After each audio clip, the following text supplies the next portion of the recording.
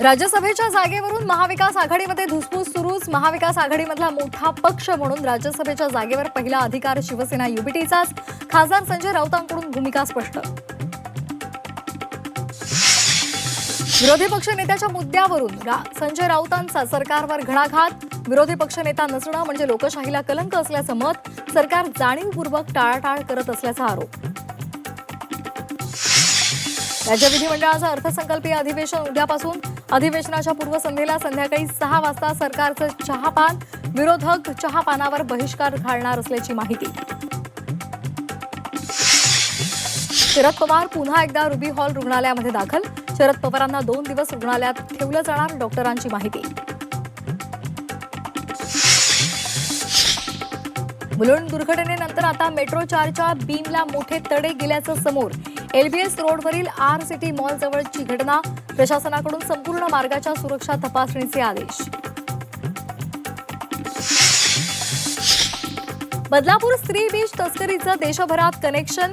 कर्नाटक, तमिळनाडू, केरळमध्ये 15 ते 20 हजारांमध्ये स्त्री बीज तस्करी.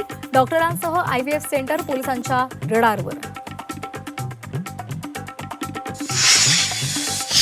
भंडारामध्ये पुन्हा एकदा बाळ विक्रीच्या घटनेनंतर खळबळ. डॉक्टर नितेश वाजपेयीनंच दाम्पत्याला 4,70,000ला बाळ विकलं.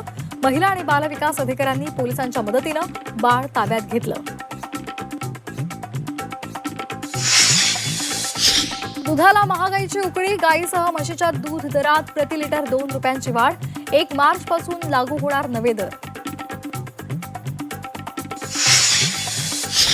अमेरिकेच्या बाजारपेठेमध्ये हापूसची झेप. अमेरिकेकडून हापूसवरील टॅरिफ रद्द करण्याचा निर्णय. रोज 5,000 हापूसच्या पेट्या अमेरिकेमध्ये जाणार.